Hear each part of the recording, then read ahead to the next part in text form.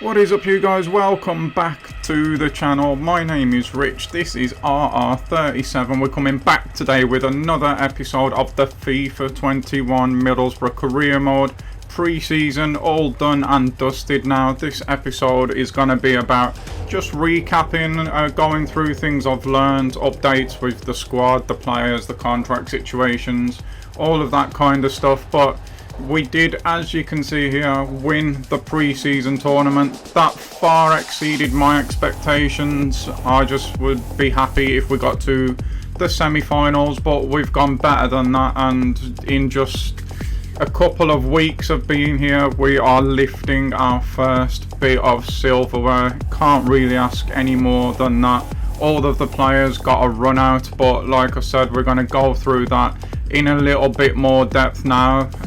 So yeah, let's not waste any more time and let's jump straight into this one.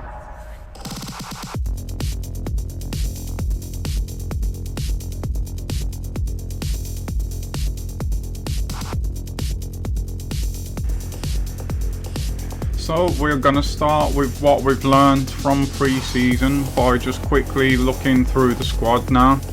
And that starts with Asombalonga. I did try to up his work rates because they're a problem for me. I don't like the fact he's not got high work rates.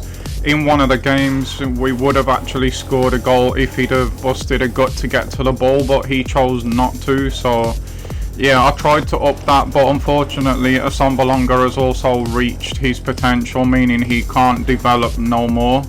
Akpom had a brilliant pre-season. I really enjoyed using him, and he probably scored the goal of the tournament as well. Tavernier was good, Seville was good, Morsey was good. Boller at left back, he's definitely going to be remaining the number one choice there. Really enjoyed him. McNair, I've definitely, he's good at tackling, so he'll be staying.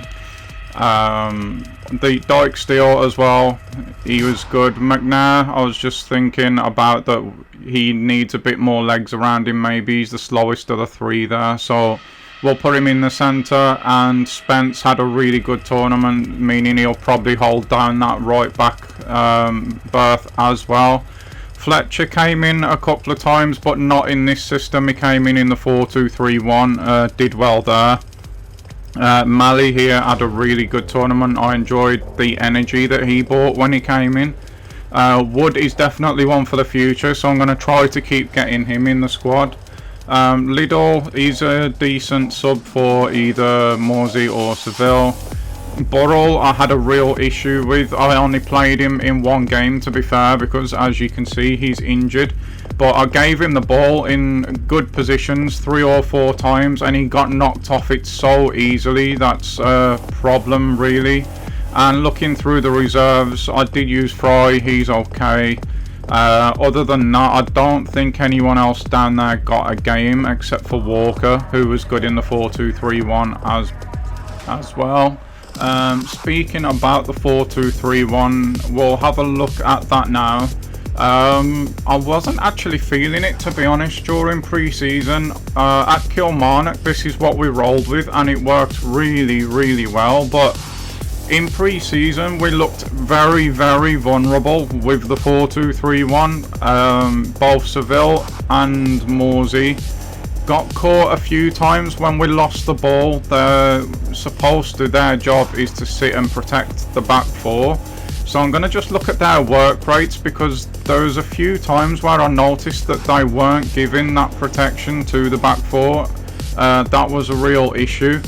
But as you can see as well, Walker is in the team when we play like this. Tavernier moves to the left and Akpom just drops behind Asombalonga, and he really did well there, which is why I'm now developing him and putting that as a position for him. But as you can see here, I do look through the work rates, and they have got high enough work rates where they should be protecting that back four, and that was not happening. And also in transition, because this is just tactical on my part, I like to have both the left and the right back on constantly overlapping.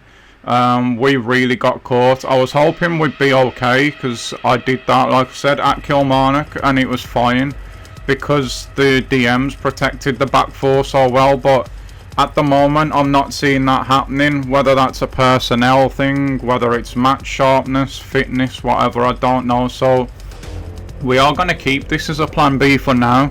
But I am going to say right now that once we get into the swing of the season and we're playing regular, if I keep noticing that, we may have to find a new plan B. So as an overview, the 5 at the back I think is better for the personnel we've got at the moment. It just means that we don't create as many chances as I would like, but the 4-2-3-1 leaves us so open and vulnerable. So at the moment I'm going to keep things as they are while we progress through the season, but definitely the 4-2-3-1 is subject to change.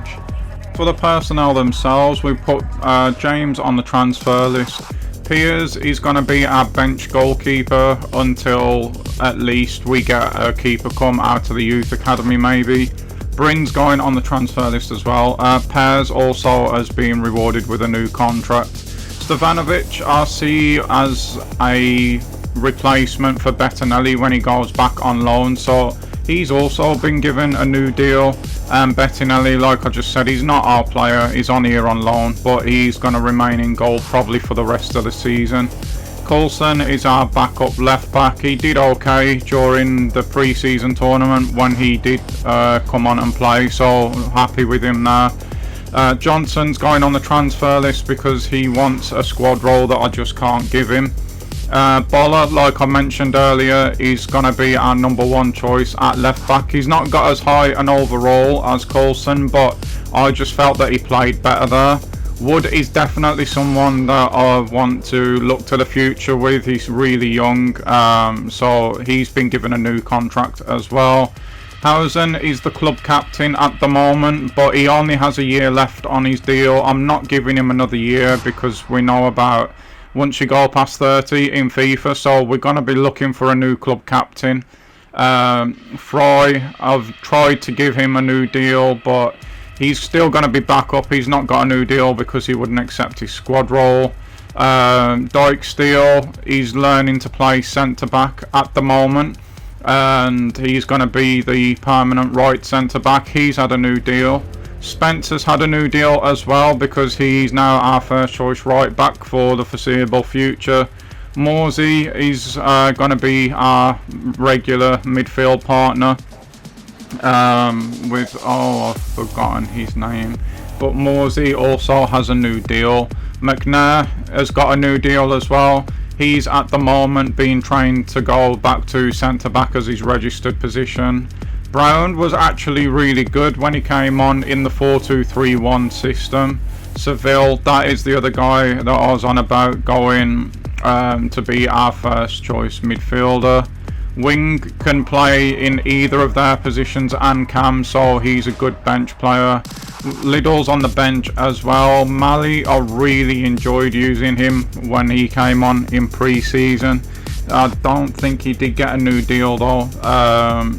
This guy is going on the transfer list. Tavernier is learning to play Cam at the moment. No problems with him. Akpom is for me going to be the star of this team. Asombalonga had a really good pre-season, but I'm not too happy about his work rates. That being said, he has got himself a new deal. Fletcher's had a new deal as well. Burrell only has a year left on his contract, but I don't know how either in the 5 at the back or the 4-2-3-1 I'm going to get him in the team, if I'm being honest. And also we're just putting his number into the 90s now because he's going on the transfer list as well. So that's update on the squad hub and all of that stuff at the moment. I just want to say that all of the new deals that have been handed out are players that have impressed me during pre-season. It's not just been a random thing. I have only literally improved them because they've impressed. That is literally the only reason. As for the scouts, you saw me fire one there. We're not going to hire one to replace him because none of them are good enough. Also the same thing with the youth academy. At this club at the moment, we've had the investment. We've came from Kilmarnock, where we built the club as good as it could possibly be. And that's exactly what we're looking to do here. We've got a standard of excellence that we want to pursue. That goes from excellence from myself, the players on the pitch, the reserves players when they come in, youth academy players coming up, scouts, youth scouts, right the way throughout the club. We're going to be setting new standards. That's what we're aiming to do with this career. We want to build a club that goes right to the very top, but we're not going to end it when we get to the very top. We want to try and stay at that top, just like we did at Kilmarnock. And yeah, standards of excellence is the only way that we're going to do that. You saw the budget there. It's kind of irrelevant at the moment with the transfer window being shut, but even though we've got that money, I just don't want to go and splash it on anybody. I don't even want to pretend that I know this team well enough yet. We've only played 4 or 5 games at the moment. That is not enough time to get to know your squad. So same with transfer targets and everything at the moment. Until I know where we definitely want to look to improve, strengthen, add depth and all that, then we will start looking at transfer targets. There is just no point at the moment. The 5 formation at the back that we're playing at the moment, it works with the personnel that we've got, but do we really want to keep playing that? Well, I'm not sure yet. Not used to playing that way enough yet. The 4-2-3-1 might not even be our plan B at the moment, as I mentioned earlier. So then why would I then go and try and sign players to fit that system? It makes no sense. So at the moment we're in a very early learning phase with this team and this club, and we're not going to just go and spend money and then being stuck with players that we can't use. So that is the plan. But at the moment we're looking at the board objectives, and the first one is to sign basically a youth player in every single position. Goalkeeper, defender, midfield and forward. We've not done any of that yet. That might not even happen. It depends if we get good enough scouts to go and send out. In the background I will continue to look for both scouts and youth scouts that are good enough to join the club, and I will update you on that when we find some. But that is what the board wants from the youth development side of things. And then we move on to the brand exposure, and in the background we've been doing this without me even knowing it. The board wants us to have a streak of 5 games where we get at least 1 goal in away games. So basically we need in our next 2 away games to get at least 1 goal no matter what the result. Okay, and then they want us to sign a crucial first team forward.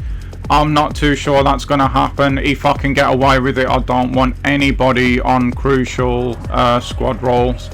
And then financial, which is thankfully very low, is they want us to sign another 2 crucial players and make a profit of 45 million.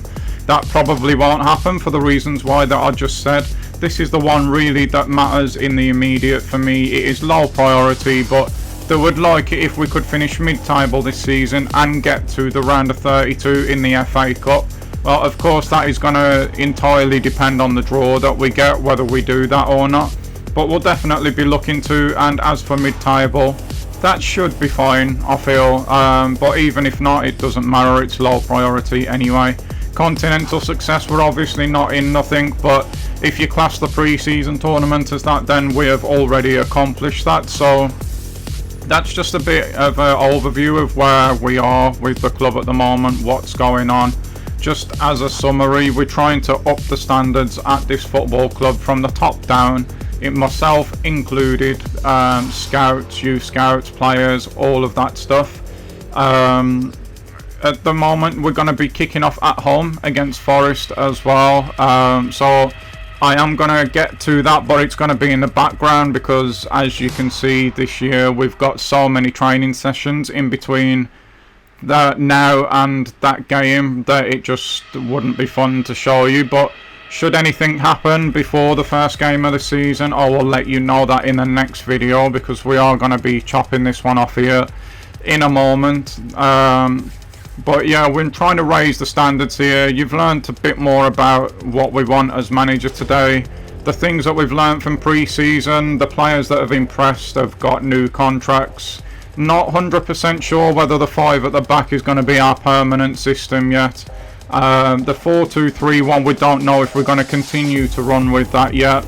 The development plans, I've put them in place, but there's so many of them that I will update you on them when they get completed. I've not done as many as I would like to do yet for the reasons that I mentioned earlier. We don't know how we're going to be playing at the moment. Still don't know what the very best system and 11 is going to be. But yeah, like I mentioned, the 5 at the back, it works at the moment because of the personnel. But I am going to be trying new things as we go through the season. 4-2-3-1 doesn't seem to be working at the moment, but I am going to give it a shot and continue with it until we get into the swing of the season and everyone's on full fitness, full match sharpness and happiness and all that good stuff. If it doesn't work, then we are going to have to change it to something else. So at the moment, to summarize everything, we are in a very, very early experimental stage with this club. You know what the aims are going forward. We want to be one of, or if not the biggest club in the world. And myself as a manager, the eagle-eyed ones would know, I've noticed in the first video, I've yet to win a European trophy with Kilmarnock, so I don't have one in my career. So we're definitely going to be looking to get a Europa League, a Champions League, something like that. But for now, that's going to do it for this video. We've set up what's going to be coming. The next one is the one we've all been waiting for. It's going to be the season proper, kicking off. Cannot wait for that. Thanks for your time again, guys. It means the world. Stay safe, have a good rest of your day, and I will see you all in the next one. Bye bye.